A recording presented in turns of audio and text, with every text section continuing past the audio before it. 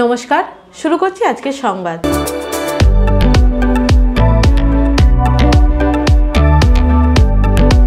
কেন্দ্রে অপরাজিতা বিলের অনুমোদনের দাবিতে সারা রাজ্যের মতো পূর্বস্থলী 1 নম্বর ব্লকেও মহিলা তৃণমূল কংগ্রেসের পক্ষ থেকে একটি প্রতিবাদ মিছিল অনুষ্ঠিত হয়। এই প্রতিবাদ মিছিল হেমায়েতপুর মোড় থেকে শুরু হয় এবং উত্তর শ্রীরামপুর মোড়ে শেষ হয়। সেখানে একটি প্রতিবাদ সভা অনুষ্ঠিত হয়।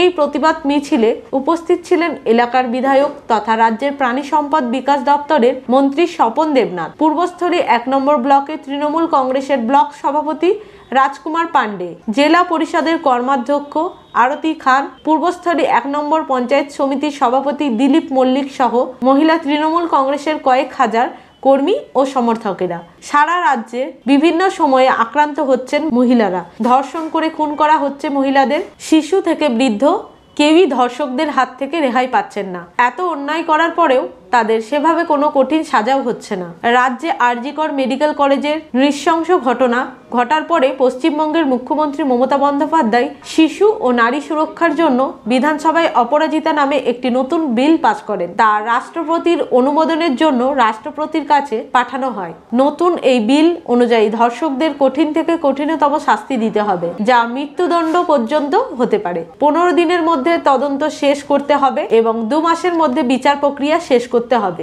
এমনই বলা হয়েছে এই বিলে। এই নতুন বিলে রাষ্ট্রপতি এখনো পর্যন্ত স্বাক্ষর করেননি। শিশু ও মহিলাদের জন্য আনা অপরাজিতা বিলে রাষ্ট্রপতি স্বাক্ষর না করায় রাজ্যে তৃণমূল কংগ্রেসের পক্ষ থেকে সারা রাজ্যে আন্দোলন সংগঠিত করা হয়। পূর্বস্থলী 1 নম্বর ব্লকেও নতুন মহিলা বিল অপরাজিতা অনুমোদনের দাবিতে প্রতিবাদ কর্মসূচি পালন করা হয়। এই বিল অবিলম্বে অনুমোদনের দাবি জানান মন্ত্রী স্বপন দেবনাথ সহ অন্যান্য নেতৃত্ববৃন্দ। হেমায়তপুর থেকে উত্তর শ্রীরামপুর পর্যন্ত আমরা মহিলারা পায়ে পা মিলিয়ে হেঁটেছি। মিছিলে কি বার্তা দিলেন? বার্তা আমাদের একটাই, অপরাজিতা বিলটা আইনে পরিণত হোক, দোষীরা শাস্তি পাক। আগামী দিনে যেন দোষীদের শাস্তির প্রতিবাদ, শাস্তিটা খুব ভালোভাবে হয়। যেটা আমাদের মমতাদি চেয়েছিলেন যে ধর্ষককে ফাঁসি দেওয়া হোক, সেটা টালবাহানা করে কেন্দ্র আটকে দিল এবং বিভিন্ন রকম আইনি গ্যারাটোপে তাকে আটকে দিল, তার ফাঁসির ব্যবস্থা করলো না।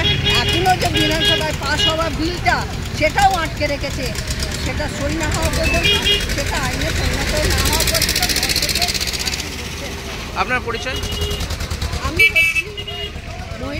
রাজ্য মহিলা তৃণমূল কংগ্রেসের সহসভাপতি এবং পূর্ব বর্ধমান জেলা পরিষদের কর্মাধ্যক্ষ আরতি খান।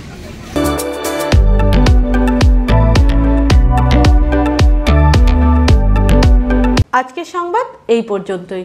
নমস্কার।